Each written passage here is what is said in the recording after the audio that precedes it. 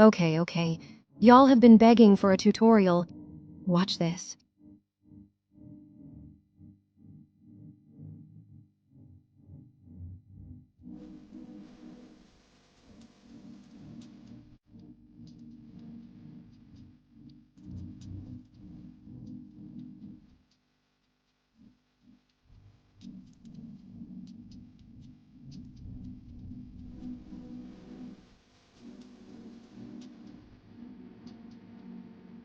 At this point, if I don't make a tutorial, y'all are gonna hunt me down.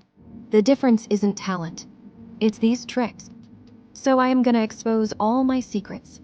Look at this video. First of all, y'all asked me the editing app I use. So I use this app, InShot, for editing my videos. There are secrets in this app that you don't know yet. Tip: no one. Here is most of the editors do. Choose a transition, add it, choose a transition, add it, and after 50 clips, you're questioning your life choices. But here's the secret: choose your transition once. Then click this little double tick button, and boom, your transition gets applied throughout your video automatically. No more adding transitions clip by clip. No more suffering. Now let's move on to the next tip, because this one is about to save you even more time. Okay, so here's something most editors don't know. We can use the same double tick feature here too. Watch this. I'm setting the duration of my clips, and instead of changing every single clip one by one, I just tap the double tick, and boom, every clip gets the same duration instantly. And it doesn't stop there. You can use this trick with other settings too, like adjustments and more.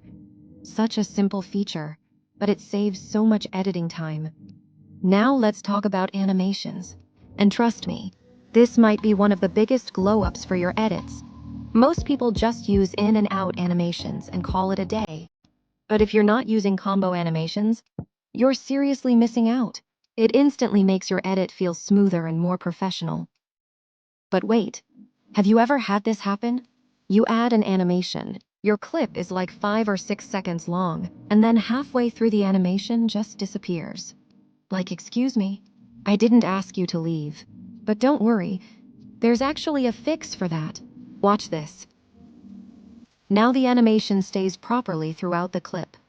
Such a tiny setting, but it saves so many edits from looking weird. Now let's move on to effects. Effects bring flow to your edits.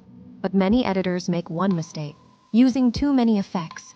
More effects don't make your edit better. They make it messy. These are the effects I use most: circle, black, flow, camera shake, low settings. See? I'm not using them everywhere.